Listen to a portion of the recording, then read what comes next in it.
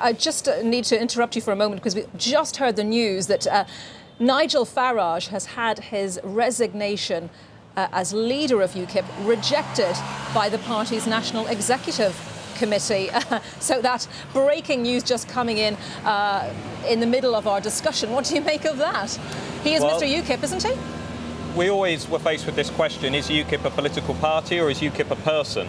And the destiny of UKIP has become intimately entwined with the destiny of Nigel Farage. Now, clearly, if that news is accurate and correct, the party's National Executive Committee has made a decision that it would rather remain with Nigel Farage, however divisive perhaps he is among certain groups of voters, rather than take the risk with going for somebody else. And if I can just say what I think is behind this decision, having talked to UKIP insiders over the last few days and since the election results came out in the early hours of Friday, many UKIPers said this is now the perfect opportunity for the party under Nigel Farage to go into those northern Labour seats and take advantage of two things. One is you've got big elections in Wales next year, lots of possible by-elections in northern seats, and secondly, in this place you're going to have a very lively debate over Britain's EU membership, which is the one thing that Nigel Farage has waited his whole life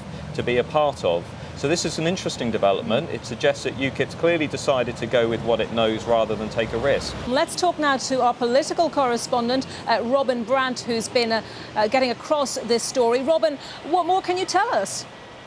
Well, it seemed a little bizarre, to be honest. He stood at the top of that cliff on the Kent coast in the middle of Friday morning, talking of his relief.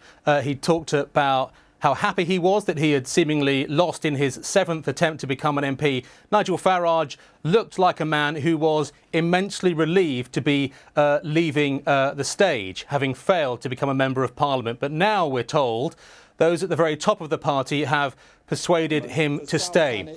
I have to say, it's a little strange. Look at some of the words of the party's one and only MP now, Douglas Carswell, in the last 24 hours. In a blog this morning, he spoke very much about Nigel Farage in the past tense. He had glowing tributes for him, but nonetheless referred to him as a man who's been a great leader, but has been a great leader. On the BBC yesterday, Douglas Carswell as well spoke about how he thought there was a wide pool of talent within UKIP who perhaps could now come to the fore. So I'm not sure how this news is going to go down with UKIP's only standing MP at the moment. But I think the reality is here. Nigel Farage was and is, we can now assume, UKIP's biggest asset.